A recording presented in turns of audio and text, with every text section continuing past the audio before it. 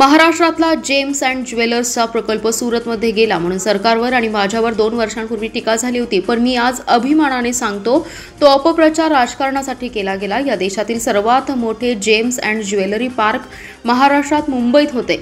गलाई व्यवसाय हा मुख्यमंत्री रोजगार निर्मितीमध्ये आणला जाईल। गलाई व्यवसायाला लघु उद्योगाचा दर्जा दिला जाईल। गलाई बांधवांच्या प्रश्नांची सोडवणूक करण्यासाठी महायुती सरकार कटिबद्ध आहे, असे प्रतिपादन राज्याचे उद्योगमंत्री उदय सामंत यांनी केले।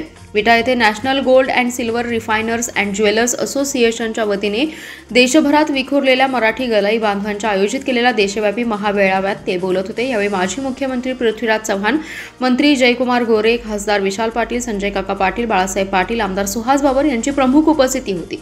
उद्योगमंत्री उदय सामंत म्हणाले, ज्यावेळी लोक काश्मीरला जायला घाबरत होते त्यावेळी गलाई बांधव लाल चौकात दुकान टाकणार होता। दुकान सुरू करण्याचं धाडस गलाई बांधवांनी केलं होतं। गलाई बांधवांची ताकद आम्हा सर्वांना माहिती आहे, त्यामुळे आम्ही जरी वेगळ्या पक्षात असलो तरी तुमच्या कार्यक्रमाला उपस्थित राहिलो। या पुढच्या काळात गलाई व्यवसाय हा पारंपरिक पद्धतीने न करता आधुनिकतेने करून वाढवला पाहिजे।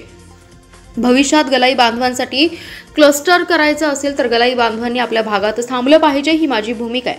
भविष्यात सोन्यावर प्रक्रिया करणारे उद्योग MIDC सुरू झाले पाहिजेत। जगातील सोनं सांगली सातारामध्ये आलं पाहिजे, अशी भूमिका घ्यायची असेल तर उद्योग विभाग तुमच्या सोबत असेल, अशी ग्वाही दिली आहे।